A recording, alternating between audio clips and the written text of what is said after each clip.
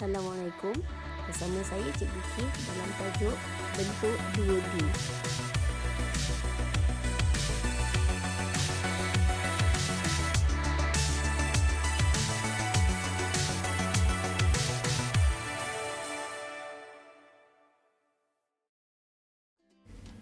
Tahukah anda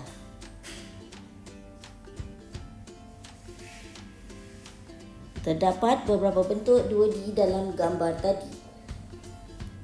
Mari kita sama-sama cari bentuk 2D.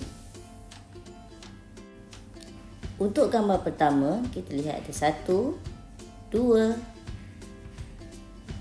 3, 4 dan 5. Ada 5 bentuk yang sama. Ada lagi satu bentuk. Bentuk ini berbeza dari bentuk yang pertama tadi.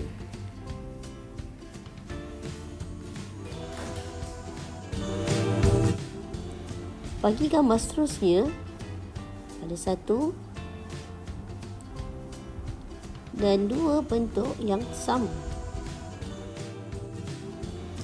Bagi gambar yang terakhir ini, kita lihat ada berapa bentuk yang kita jumpa. 1, 2 dan 3.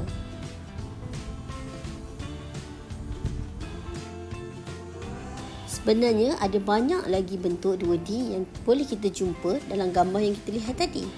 Jom kita kenali apa itu bentuk 2D.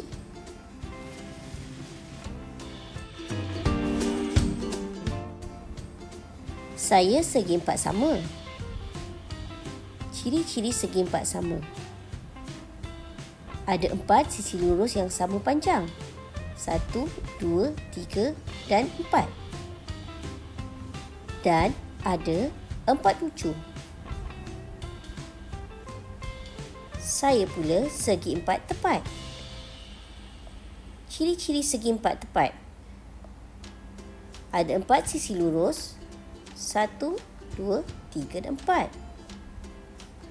Dan ada 4 ujung.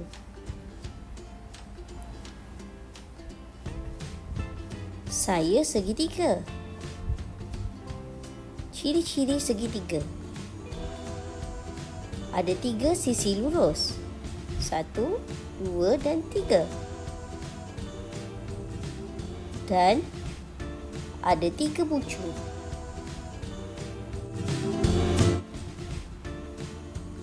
Saya bulatan. Ciri-ciri bulatan.